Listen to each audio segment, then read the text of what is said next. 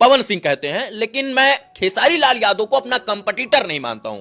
तो मैं भी उनको कंपटीटर थोड़ी मानता हूँ। पवन सिंह को आप कंपटीटर नहीं मानते? नहीं सॉरी, मैं क्यों मानूंगा उनको कंपटीटर? वो गायकी के अलावा उनके पास है क्या जो मैं उनको कंपटीटर मानूंगा? फिर शुरू हो गई ले। ऐसा कभी हो नहीं सकता है कि खेसारी लाल यादव को कोई सवाल करे और खेसारी लाल यादव उसका जवाब ना दें। जी हाँ, अभी पिछले वाले इंटरव्यू के अंदर पवन सिंह ने कहा था कि खेसारी लाल को मैं अपना कॉम्पिटिटर नहीं समझता हूं, तो भाई खेसारी भैया ने जवाब देना जरूरी समझा और उन्होंने भी जवाब दे दिया है। जी हाँ, उन्होंने कहा कि पवन सिंह के पास सिर्फ गायकी है और गायकी के अलावा उनके पास एक्टिंग वगैरह में कुछ नहीं है, जिस वजह से मैं उनको अपना कॉम्पिटिटर नहीं समझता हूँ। मतलब खेसारी ने भी साफ साफ कह दिया कि मैं पवन सिंह को भी अपना कॉम्पिटिटर नहीं मानता हूँ। दोस्तों, एक बार फिर से खेसारी लाल यादव और पवन सिंह के फैंस आपस में भिड़ चुके हैं।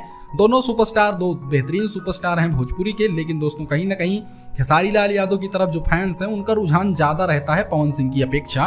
पवन भैया बहुत अच्छी गायकी करते हैं और खेसारी लाल यादव भी इसको मानते हैं, लेकिन अगर बात होती है फिल्मों की, एक्टिंग की, कॉमेडी की, तो उसमें खेसारी भैया को कोई नहीं पीछे कर सकता है, इसको पूरी दुनिया जानती है। वैसे दोस्तों, खेसारी और पवन में आपका फेवरेट स्टार कौन है, हमको कमेंट जरूर कीजिएगा।